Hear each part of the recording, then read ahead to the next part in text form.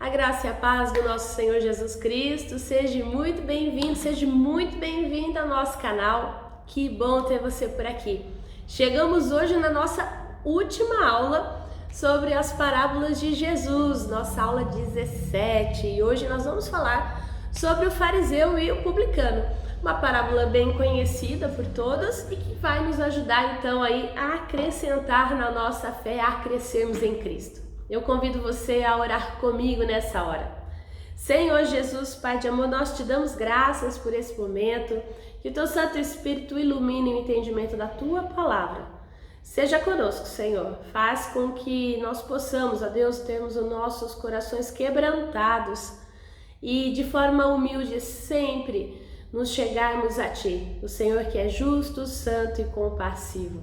Obrigada por esse tempo que nós estivemos juntos, por esses estudos que até aqui nós fizemos, ó Pai, a Igreja de São Carlos e a Igreja de Araraquara reunidos. Nós te damos graças no nome de Jesus.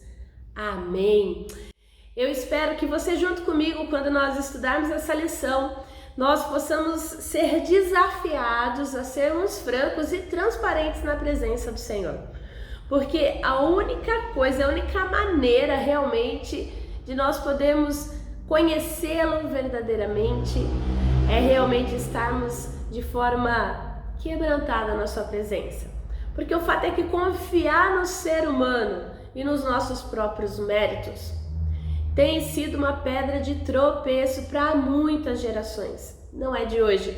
E achar-se justo aos próprios olhos, né, estar cheio de obras de justiça, ao ponto de colocar-se como juiz do outro, né, que vê e condena e que já coloca a pessoa no inferno, às vezes sem perceber, tá? Ou às vezes de forma enfática, não, eu conheço a doutrina, isso está errado. Então, acaba que a gente acaba colocando uma trave nos nossos olhos.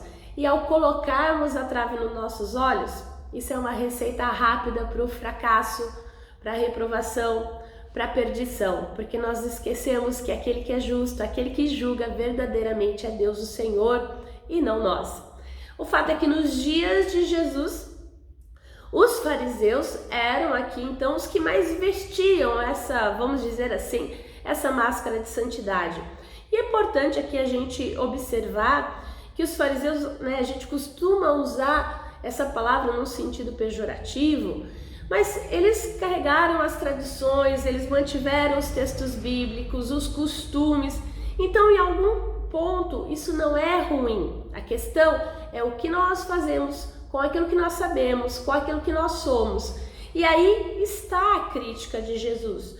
Não é em a pessoa ser um fariseu, né? A questão é o que ela faz com aquilo que ela é. Então, eles confiavam, os fariseus, que pelo fato de serem descendentes de Abraão, de serem então os depositários da lei e de seguirem, né, à risca todos os preceitos da tradição judaica, a salvação estava garantida pelos méritos pessoais.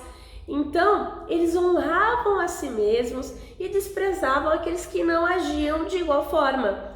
Eles criaram um padrão e para ser salvo teria que seguir aquele padrão, simples assim. E foi em função desse tipo então de comportamento que soa arrogante que Jesus então apresenta a parábola que nós vamos estudar hoje. Então, o local dessa ilustração é o Templo de Jerusalém, então onde eram celebrados 2 cultos públicos diariamente, né, aí com o propósito de buscar a remissão de pecados por meio de um sacrifício. E o templo também era usado para adoração pessoal ao Deus de Israel. Então nós estamos aí num ambiente principalmente de adoração pessoal. Vamos ao texto para que a gente possa entender melhor aquilo que nós queremos absorver dessa lição. Vamos lá, Lucas 18, de 9 a 14. Em seguida, Jesus contou a seguinte parábola àqueles que confiavam em sua própria justiça e desprezavam os demais. 2 homens foram ao templo orar. Um deles era fariseu e o outro cobrador de impostos.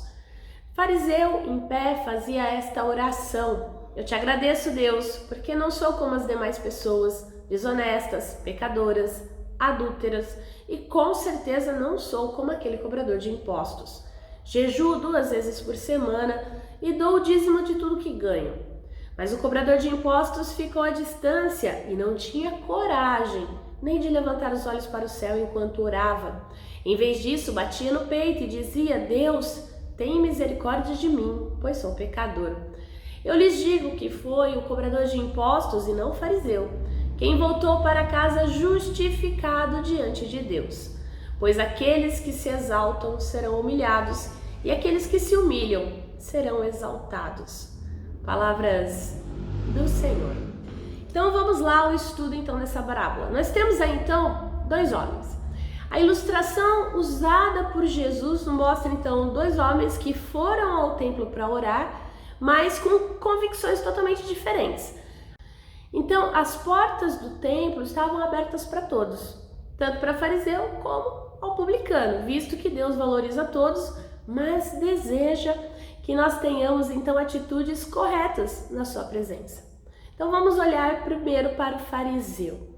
O fariseu era um homem que se julgava perfeito e piedoso, quando na verdade ele era cheio de defeitos, como qualquer outro. Ele gostava de orar na praça pública com o fim de ser vistos para os homens. E aí vamos abrir o parênteses aqui. Essa questão da oração pública, era algo normal na época de Jesus. As pessoas oravam em voz audível onde elas estivessem. O fato aqui então não é a questão dele orar em voz alta, mas o porquê ele ora em voz alta, para ser visto. Então fazia parte das crendices aí farisaicas a ideia de que o pecado de alguém podia ser transmitido a outros pelo simples toque da roupa, por exemplo, prejudicando assim a pureza cerimonial de um fariseu consagrado. Por essa razão, aquele religioso ele preferiu orar sozinho, por isso também que ele está sozinho, separado dos demais adoradores. Para o quê? Para prevenir o risco dele encostar em alguém impuro e aí ele não poder mais adorar a Deus, ele se contaminar, tá? Então, segundo, o publicano. Então, o publicano ou cobrador de impostos era visto por todos como aquele imperfeito. Lembre-se que provavelmente ele era judeu e ele cobrava impostos para quem? Para o Império Romano, para aquele que estava ali oprimindo o próprio povo.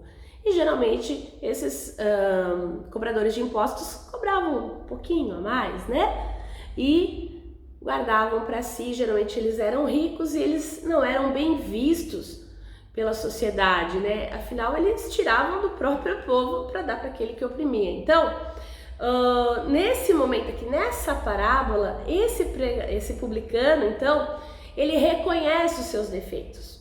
Ele se tornou perfeito aos olhos de Deus. É interessante, eu falei aqui, então, que era normal as orações audíveis.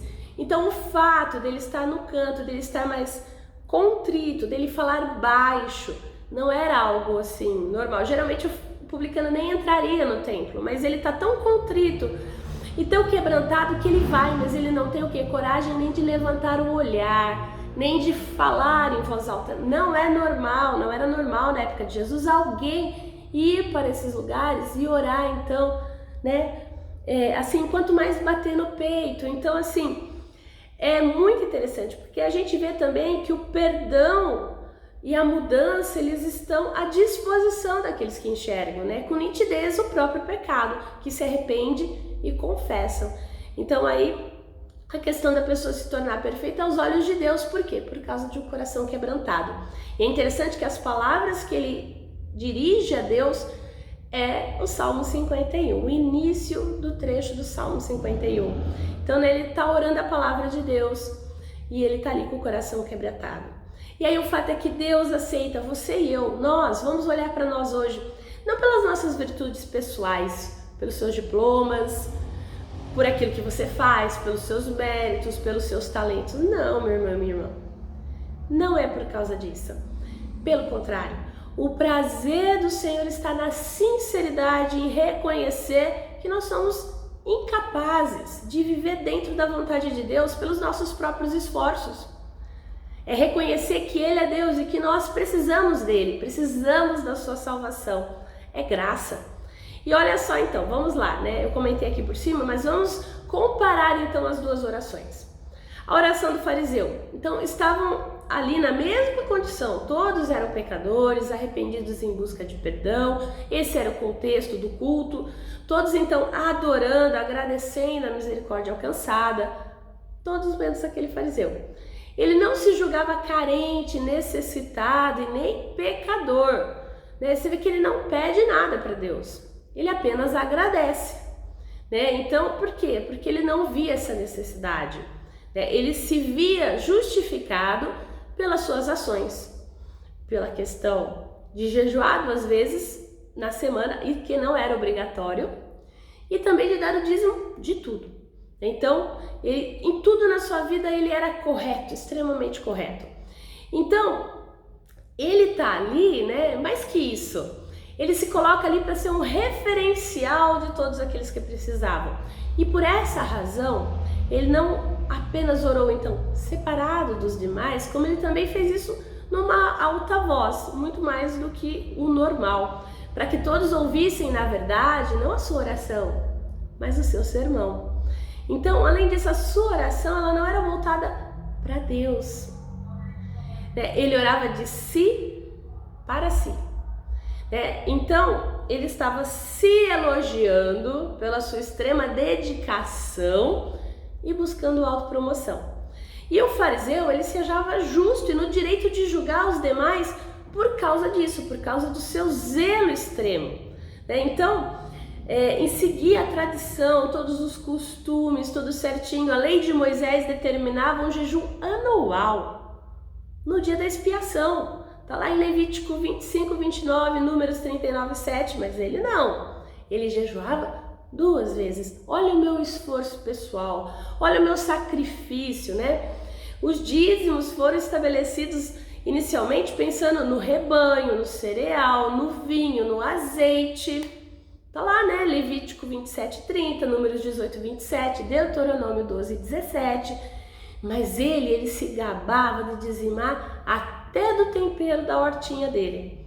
E naturalmente que ao citar aqui os pecados da avareza, de desonestidade, de imoralidade, ele tinha em mente, assim, nem tanto os demais adoradores, mas o publicano que estava lá, né? Tipo, hoje está aqui o maior dos pecadores, o sermão é para esse, né? É para aquela pessoa.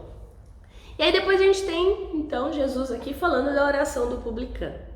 O texto não diz, né, se ele tinha falhas na conduta, mas o fato é que era assim que os cobradores de impostos eram vistos.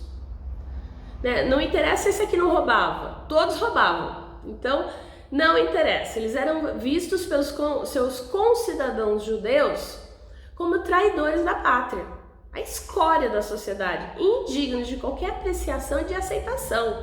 Acabou, ponto final. Então, o coletor de impostos, apesar dele trabalhar para o Império Romano, ele era judeu. E não fosse assim, ele não poderia entrar no templo.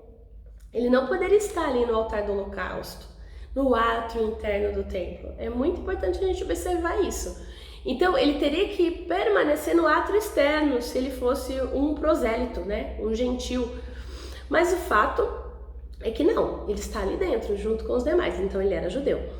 Então, apesar disso, ele opta em ficar de pé, a uma certa distância, não por preconceito, isso é importante, não porque ele se achava alguma coisa, mas por se achar indigno de se apresentar e de se aproximar dos filhos de Deus que estavam ali orando ajoelhados. Então a gente vê que tamanha era a consternação na sua alma que ele permanece ali cabisbaixo durante todo o culto, sem coragem de levantar os olhos e as mãos para o céu, né? A oração era aquela coisa de joelho, mão levantada, né? Falava numa voz alta, mas não gritando, né? Aquela ideia de Senhor, estou aqui, louvado seja seu nome. Então, a sua postura é justamente o quê? Oposta à do seu acusador fariseu. Né? Então, ele não estava ali para reclamar das ofensas, das críticas que ele recebia, muito menos para acusar alguém. Olha, me acusam disso, mas isso não é verdade. Não. A sua única motivação era de clamar pela misericórdia do Senhor. Diante o quê? Do seu reconhecido fracasso. Ele se via como necessitado de Deus. Então, o clamor do publicano não foi movido apenas por remorso ou pelo desejo de receber algum presente de Deus, né? Não, ele apenas se portou humildemente como filho de Adão caído e atormentado pelas suas fraquezas, mostrando-se contrito, tal como Deus queria que a pessoa fosse. Lembra que eu falei que ele orou ali o Salmo 51? Né? Então, Salmo 51, verso 4 diz: pequei contra ti somente fiz o que é mal perante os teus olhos, de maneira que serás tido como justo no seu falar e puro no seu julgar. Então, ele entra no templo convicto da sua pecaminosidade. E ele deseja ali ardentemente que aquele sacrifício que havia sido realizado pouco antes realmente valesse para ele também. Então ele clama, ele pede pela misericórdia do Senhor, né, para que o sangue daquele cordeiro inocente realmente pudesse remover tudo aquilo que estava na sua alma impregnado, para que ele pudesse realmente ser restaurado e todo pecado da sua reputação, da sua vida, né? E aí nisso ele aporta Davi também, porque ele diz: lava completamente da minha iniquidade, purifica o meu pecado, porque eu reconheço as minhas transgressões e o meu pecado está sempre diante de mim.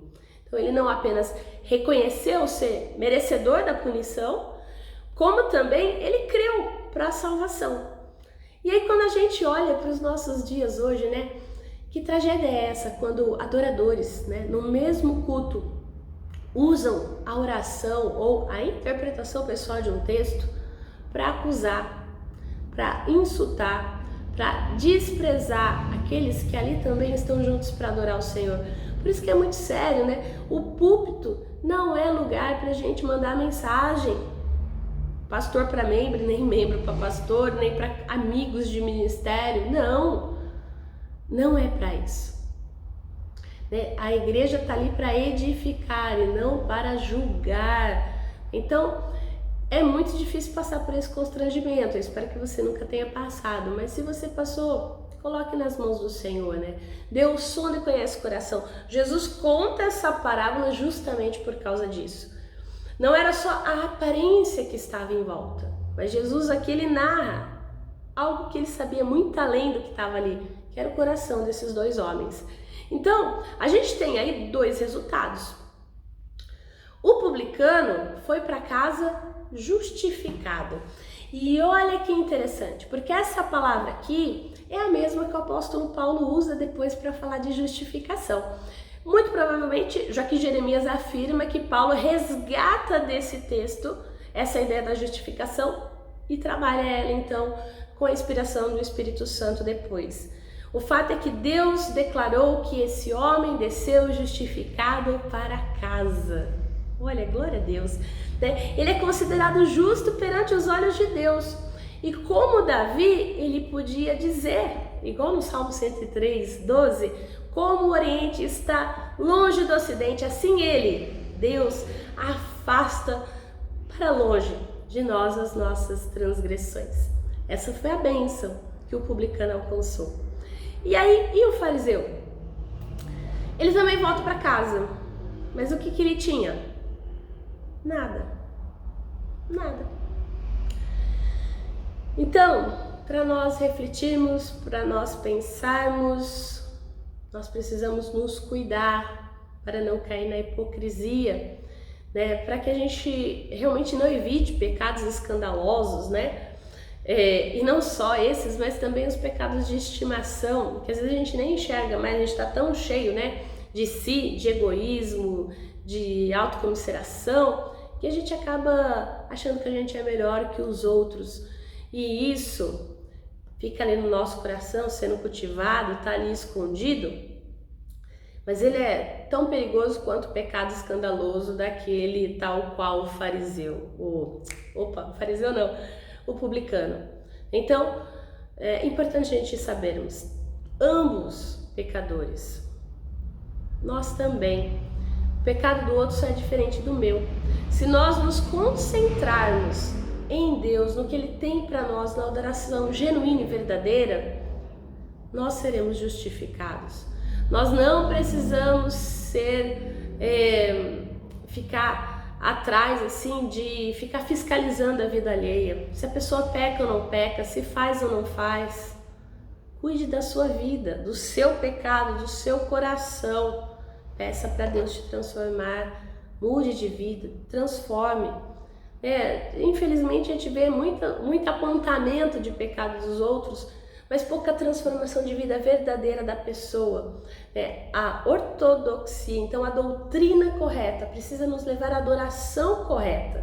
E a adoração correta nos leva a amarmos as pessoas que Deus ama e não a condená-las. Porque a palavra diz que Ele amou o mundo de tal maneira que deu o seu Filho para que todo aquele que nele crê não pereça, mas tenha vida eterna.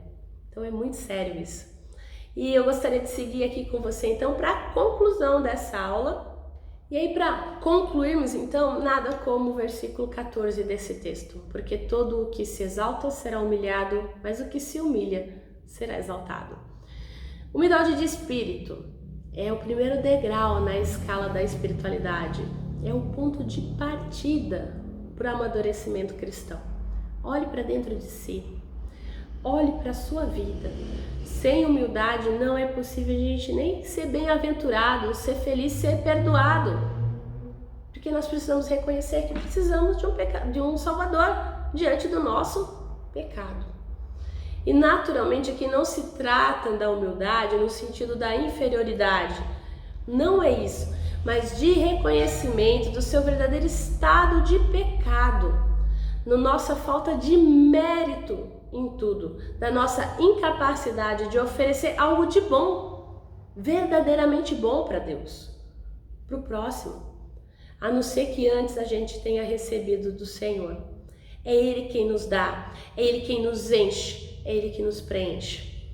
Eu espero que você possa seguir no caminho da salvação, tendo isso como meta para a sua vida, que nós possamos ter o coração humilde e quebrantado. Isso vai nos ajudar muito a seguirmos com fé. E para finalizarmos então essa série de mensagens, eu gostaria de agradecer a você que esteve conosco durante essas 17 semanas estudando as parábolas de Jesus.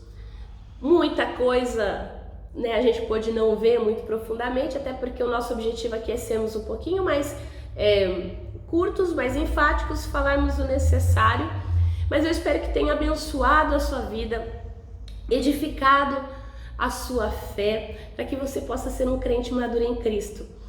A partir da próxima semana, a Igreja de São Carlos e Araraquara vão seguir caminhos aí separados, Nesse momento, São Carlos, nós ficaremos apenas com o presencial. Então, se você quer nos acompanhar, eu convido você a estar na Igreja Presbiteriana Independente de São Carlos, todo domingo às 9 da manhã.